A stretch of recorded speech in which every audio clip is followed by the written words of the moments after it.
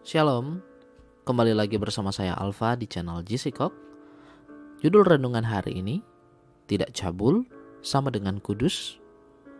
Imamat pasal 19, silakan saudara baca dulu sebelum mendengarkan renungan ini. Imamat 19 ayat 2 berkata, kuduslah kamu sebab aku Tuhan Allahmu kudus. Saudara, ketika ada khotbah atau buku Kristen yang bertemakan kekudusan, biasanya yang dibicarakan hanya seputar kekudusan seksual, perzinahan, pornografi, pikiran cabul, dan semacamnya. Dan mungkin kita justru akan bingung saat khotbah atau buku yang bertemakan kekudusan tapi berisi tentang menghormati orang tua, beribadah, menyembah Tuhan, berbagi kepada mereka yang kekurangan, tidak mendendam, dan sebagainya. Ya, tanpa sadar kita sudah mengotakkan kekudusan hanyalah seputar membebaskan diri dari perzinahan dan kecabulan saja.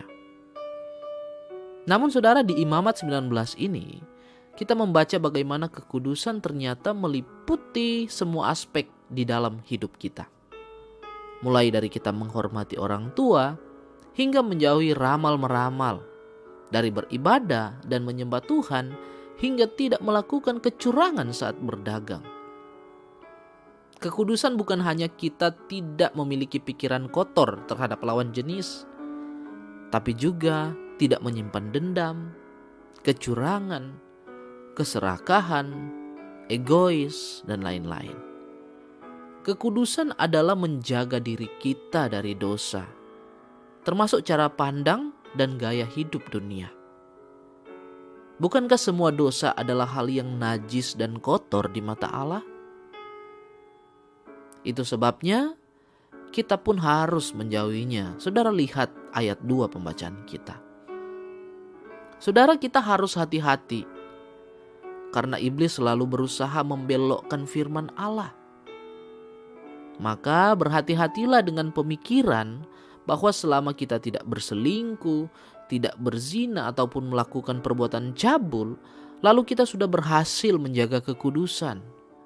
Itu hanya satu aspek saja, saudara.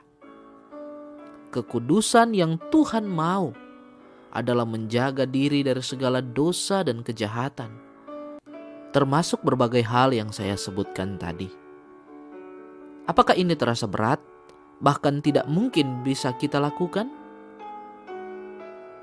Sebagaimana yang kita renungkan kemarin, kita butuh hikmat dan kekuatan Tuhan untuk bisa melakukan itu semua. Tuhan akan dengan murah hati memberikan kepada mereka yang memintanya. Dalam Yakobus 1 ayat 5 berkata, tetapi apabila di antara kamu ada yang kekurangan hikmat, hendaklah ia memintakannya kepada Allah, yang memberikan kepada semua orang dengan murah hati dan dengan tidak membangkit-bangkit, maka hal itu akan diberikan kepadanya. Filipi pasal 4 ayat 13. Segala perkara dapat kutanggung di dalam Dia yang memberi kekuatan kepadaku. Dan Matius 7 ayat 7. Mintalah, maka akan diberikan kepadamu. Carilah, maka kamu akan mendapat. Ketoklah, maka pintu akan dibukakan bagimu. Dalam proses menuju hidup kudus ini, saudara, biarlah dari hari ke hari kita makin bersandar pada kekuatannya dan kita makin giat untuk memperbaharui diri agar makin sesuai dengan teladan hidup Yesus. Amin, saudara.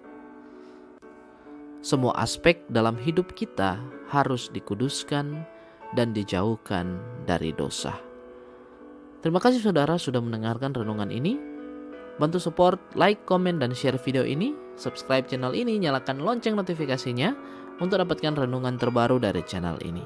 Terima kasih, Tuhan Yesus memberkati.